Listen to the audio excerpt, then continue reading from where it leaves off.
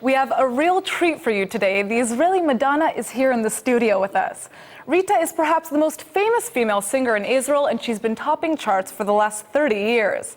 The Israeli-Persian diva is not only a singing sensation in Israel, she's also become an underground pop star in Iran with her unique music in Farsi and Hebrew. Check it out.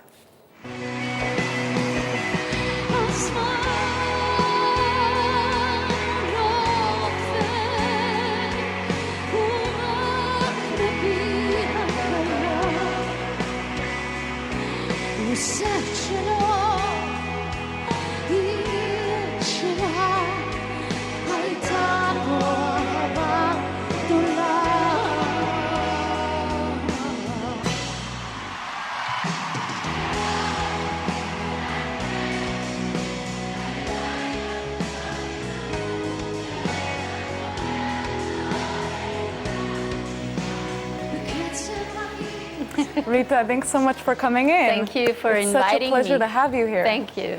So, you've been performing for over 30 years. You're still on top. How have you managed to dominate the market like this? Oh, it's not dominate. It's, I think it's loving this, what I'm doing. I'm living my dreams, Absolutely. So I think it's passion. It's passion, and it's a lot of love to people.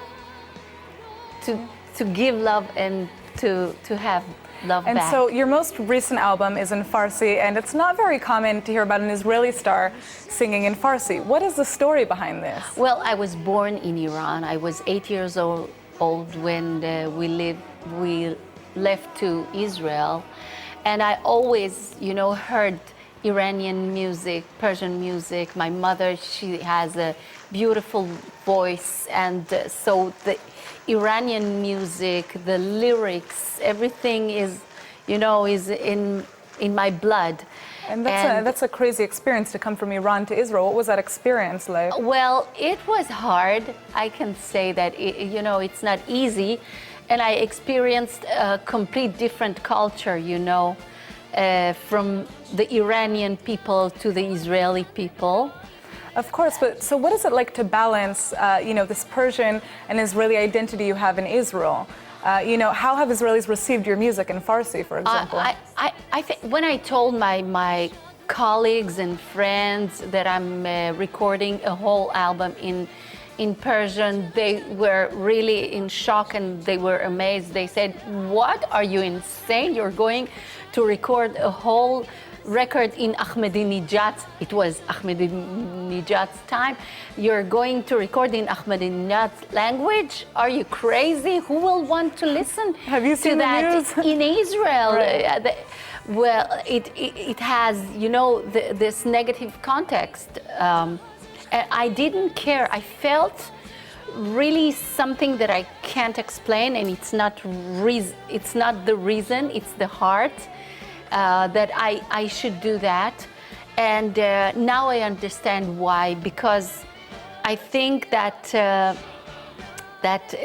God has its own way to show you things.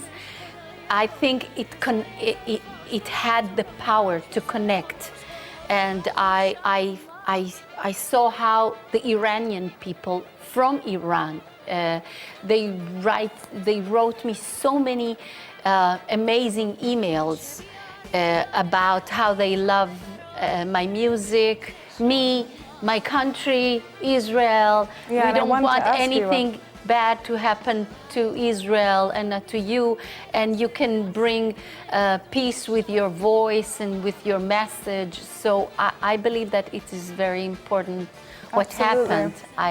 I mean, how does it make you feel to see that you have these Iranian citizens and these Israeli citizens who all love and enjoy your music? What has that kind of taught you about the power of music, in the face of politics?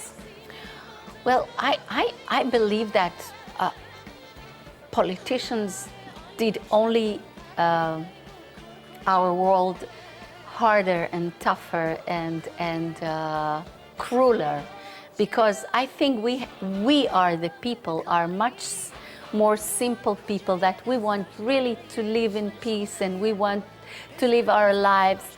And because of the ego and money and I don't know, power, they brainwashes us. Yeah, they make some brainwash that we hate those people or this country. We don't hate anyone. We are, let's say, the Iranian people. We were in an amazing relationship with them for 2,500 years, from the days of Cyrus, and suddenly few people decided that now there's a war, and that's it.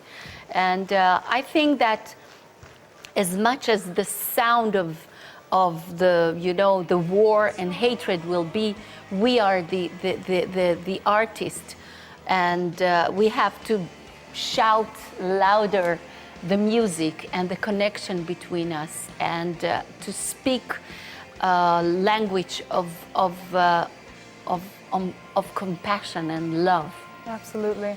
So we understand that you're actually going to be performing in the United States in May. Where are you going to be performing? New York, Palo Alto, and Los Angeles. So everybody can look forward to you coming. I mean, do you feel like you're an ambassador for Israel when you travel and you perform abroad? Of course, of course, of course. What does it mean to be an Israeli artist abroad, in your opinion? Well, because of the very delicate situation that we are in Israel, you know, we have to defend ourselves, but still